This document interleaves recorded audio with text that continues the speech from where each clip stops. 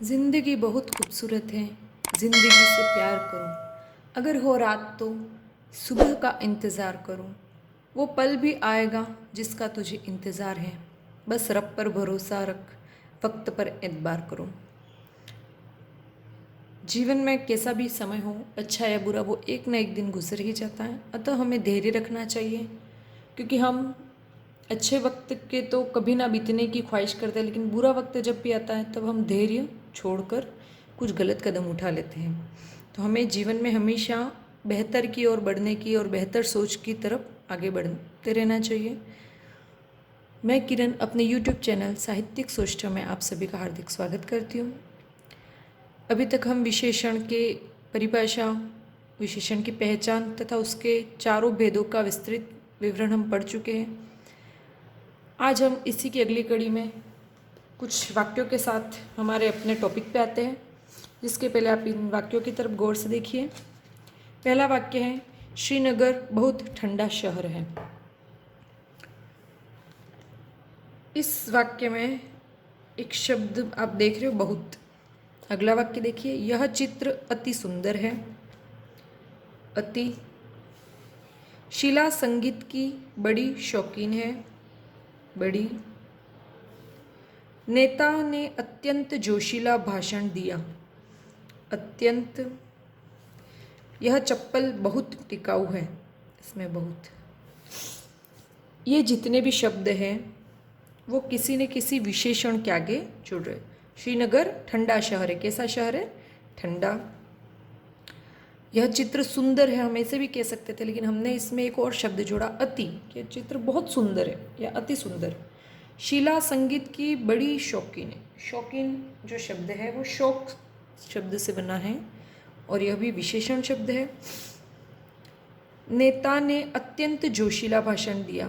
ठीक है, भाषण कैसा है? जोशीला। जोशीला भाषण की विशेषता हो गई, लेकिन उस जोशीले शब्द को भी अत्यंत एक और शब्द जोड़ करके उसको भी और भी ज़्यादा प्रभावी बनाया गया। यह चप्पल टिका हुआ है, ऐसे भी कह सकते हैं, लेकिन अपन ने कहा यह चप्पल बहुत टिका हुआ है। उसकी जो गुणवत्ता थी उसको हमने और भी ज़्यादा बढ़ाने के लिए एक शब्द जोड़ दिया। तो ये जो शब्द हमने बहुत, अति, बड़ी, अत्यंत, बहुत, जो भी शब्द हैं वो इन बाकी शब्दों के, विशेषण शब्दों के गुणों को और भी ज़्यादा प्रभावशाली बनाने के लिए हमने इन कुछ शब्दों को जोड़ा है। तो ये जो शब्द विशेषण शब्दों के आगे जुड़े हैं इनको कहते हैं प्रविशेषण। क्या कहा जाता है? ये है प्रविशेषण। और इनके तुरंत बाद आने वाले शब्द, ये सभी शब्द हैं हमारे विशेषण शब्द। कौन से शब्द हैं? विशेषण। विशेषण होंगे। ठीक है, तो एक बात तो क्लियर होती है, प्रविशेषण जो है वो कहाँ पर जुड़ते हैं? विशेषण शब्दों के पूर्व में। तो चलिए आज का जो टॉपिक है वो हम लिख देते हैं, उसकी हेडिंग लिखते हैं प्रविशेषण। प्र मतलब पहले, विशेषण के, इसके नाम से स्पष्ट हो रहा है। तो हम परिभाषा लिख लेते हैं इसकी। इसकी परिभाषा कुछ यूँ होगी, विशेषण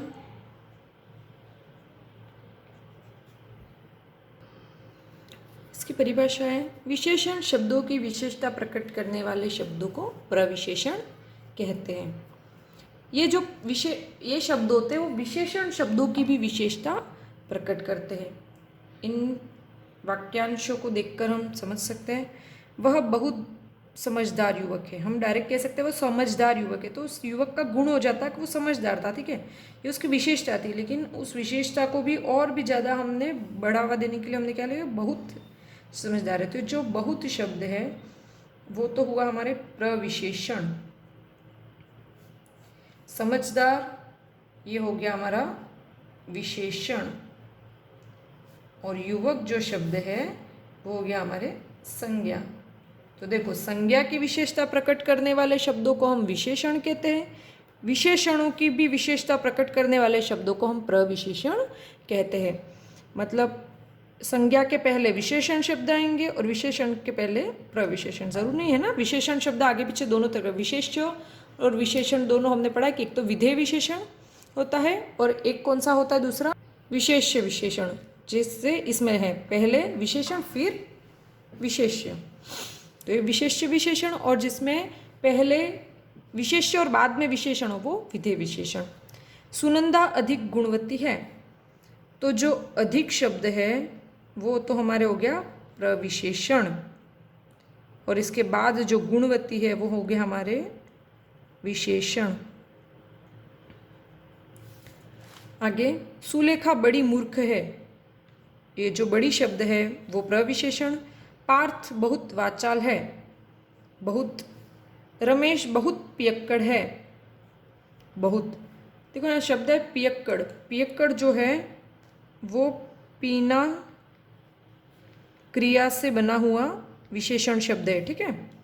उर्वी बहुत खाऊ है, खाऊ, खाऊ जो है वो भी खाना क्रिया से बना हुआ शब्द है ना, मतलब जिसको खाना बहुत ज़्यादा पसंद हो, बहुत खाना खाता हो ऐसा पर्सन। रोशनी बहुत अच्छी तैराक है, तैराक जो है वो तैरना क्रिया से बना विशेषण शब्द है, ठीक है। तैरना क्रिया का विशेषण रूप क्या होगा, तैराक। तो यहाँ पर ये जो बहुत अच्छी, ये जो है वो प्रविशेषण है। और माधुरी अत्यंत मिलनसार है, तो ये जो अत्यंत शब्द है वो भी हमारे कैसा हो जाएगा, प्रविशेषण, क्योंकि ये सारे शब्द अपने पीछे आए हुए विशेषण शब्दों की विशेषता प्रकट करते हैं। अब हम पढ़ने जा रहे हैं विशेषणों की अवस्थाएं, या कह सकते हैं आप विशेषणों की तुलना। टॉपिक डाल देते पहले, विशेषण की तुलना, या कह सकते हो विशेषणों की अवस्थाएं, ठीक है।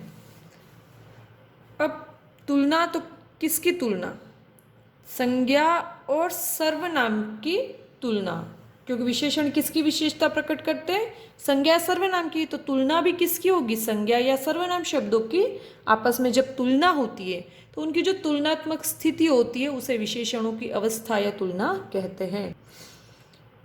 संज्ञा और सर्वनाम शब्दों की तुलनात्मक स्थिति को ही अवस्था या फिर तुलना कहा जाता है।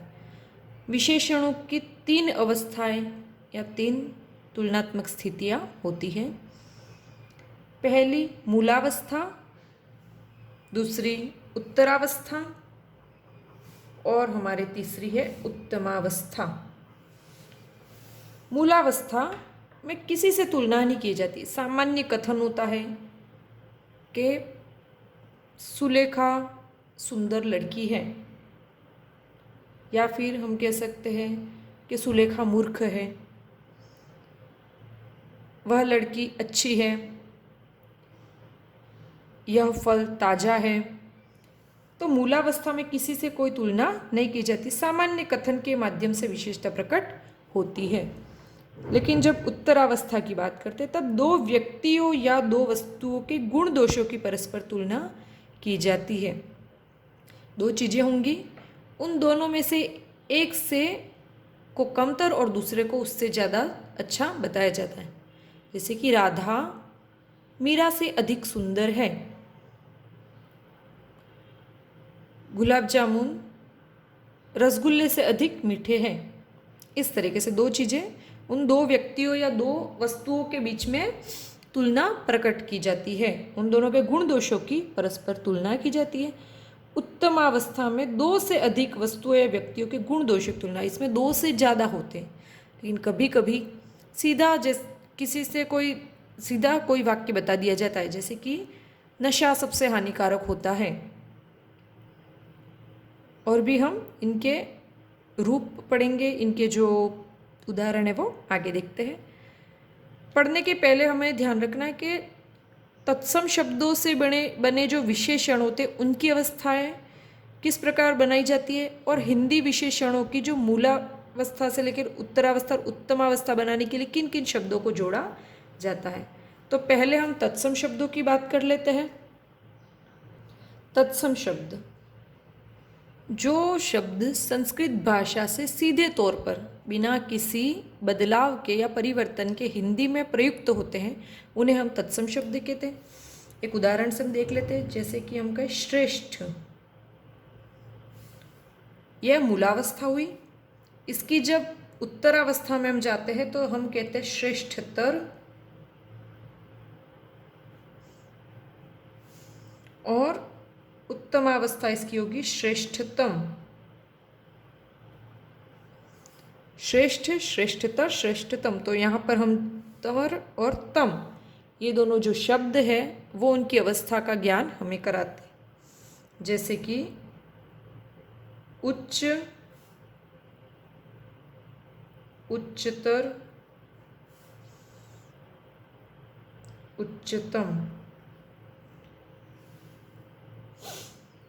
वह उच्च पद पर आसीन है। ठीक है। रमेश मोहन से उच्चतर पद पर आसीन है। गणेश उच्चतम पद पर आसीन है।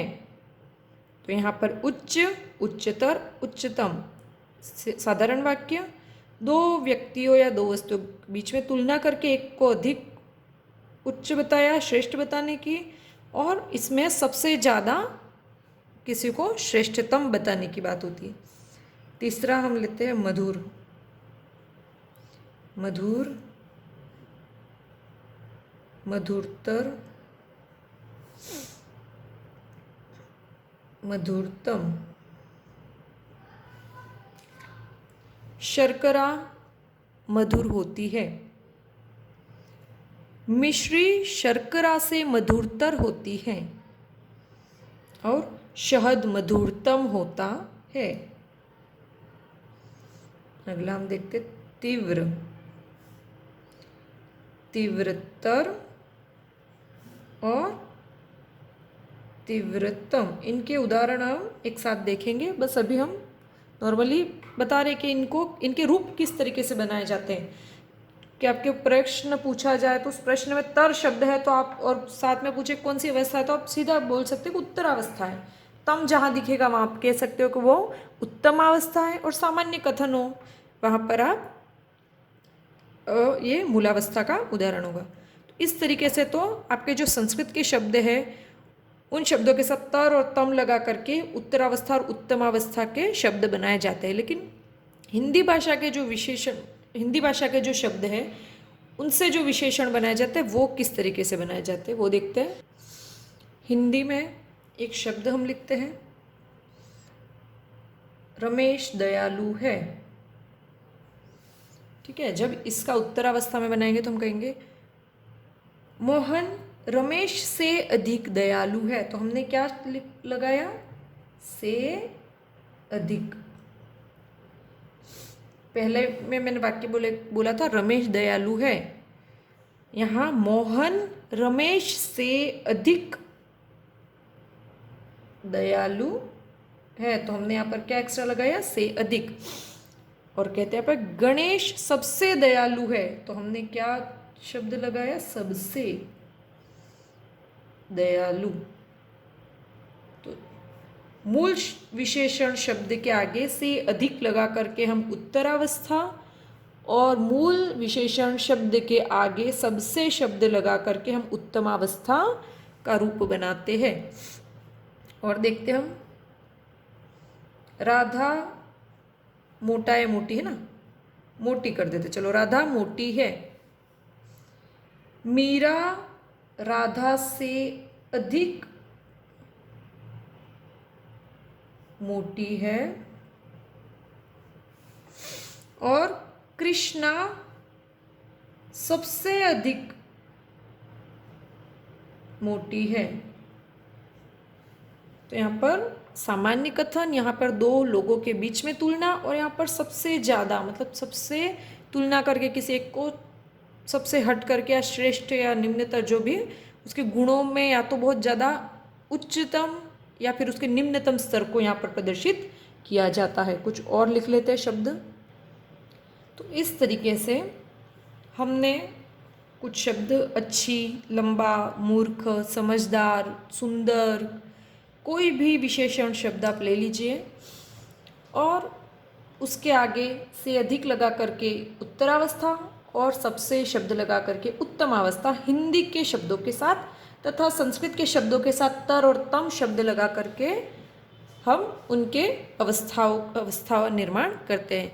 लेकिन इन शब्दों को देख करके आपको इन विशेषण शब्दों से एक बात आपको ध्यान आनी चाहिए, दयालु, मोटी, अच्छी, लंबा, मूर्ख, मधुर, उच्च, श्रेष्ठ, ये सब किस विशेषण की विशेषण शब्द से संबंध मतलब किस विशेषण के शब्द है। तो आपको इन सारे शब्दों को पढ़ करके एक बात ध्यान आती होगी जिसको हम नोट में लिख देते हैं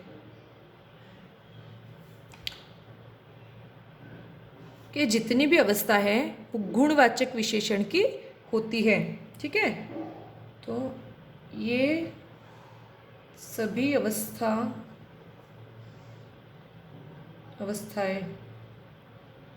या कह सकते हो कि जो तुलनात्मक स्थिति है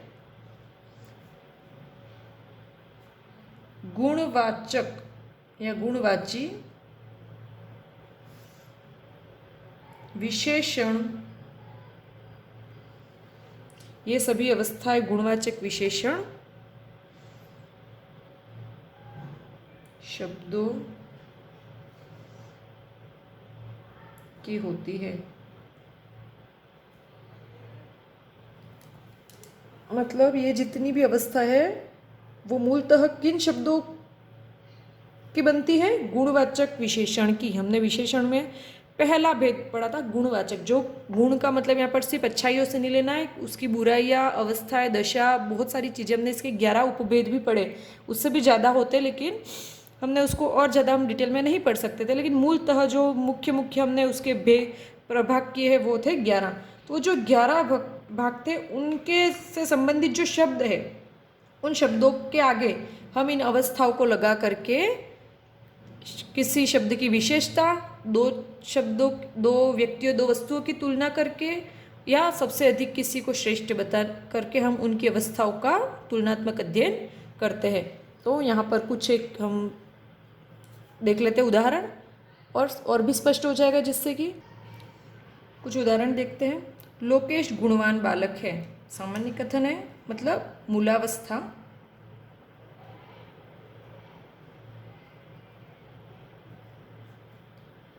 माधुरी सबसे शांत छात्रा है, उसे कक्षा के बाकी छात्र छात्राओं में सबसे ज़्यादा शांत बताया है, जिसके कारण यहाँ पर उसे सबसे श्रेष्ठ उत्तर बताने के कारण उत्तमावस्था।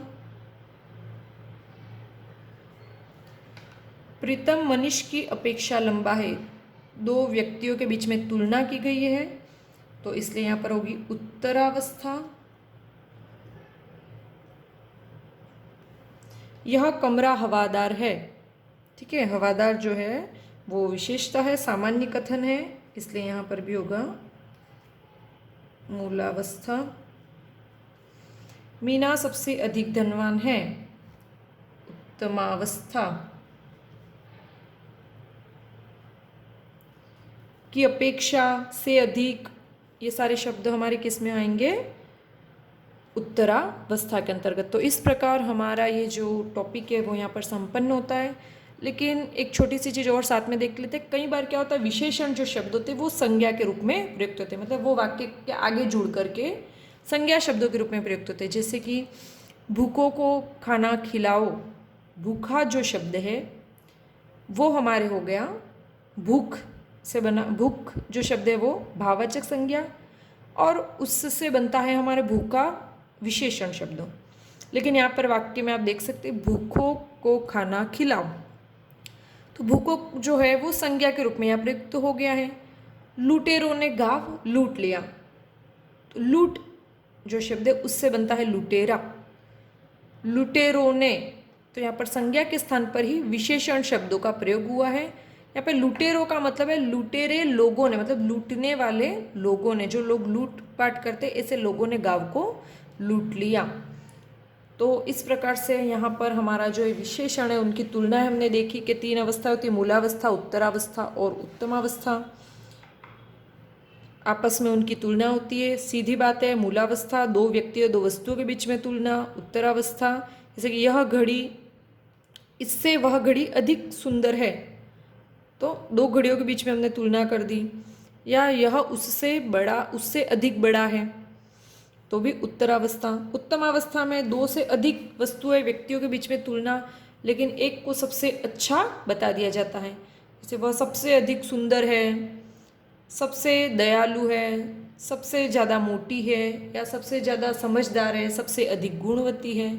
तो इस तरीके से सबसे अधिक शब्द लगा करके हम उत्तमावस्था की अपेक्षा लगा करके या से अधिक या तर शब्द लगा करके उत्तरावस्था तथा मूलावस्था में सामान्य जो विशेषण शब्द होते हैं उनसे मूलावस्था वाले वाक्यों का निर्माण किया जाता है। जो विशेषण शब्द जो शब्द विशेषणों की भी विशेषता प्रकट करते हैं उनको प्रविशेषण कहते हैं। प्रविशेषण विशेषणों के आगे जुड़ करके उनकी विशेषता प्रकट करते हैं। तो इस प्रकार हमने यहाँ पर विशेषणों के सारे भेद, उनकी पहचान तथा प्रविशेषण क्या होते हैं, विशेषणों की अवस्थाएं कौन कौन सी होती है, इनसे सबसे संबंधित हमने प्रश्न देख लिए हैं। कल विशेषण से संबंधित आपकी एक प्रश्नमाला तैयार करके वीडियो डाला जाएगा, जिसमें विभिन्न प्रतियोगी परीक्षाओं में पूछे जाने वाले विशेषण के संबंधित जिस जिस टाइप के जो प्रश्न होते हैं वो सारे टाइप्स के प्रश्न इंक्लूड करके एक प्रश्नावली बनाई जाएगी।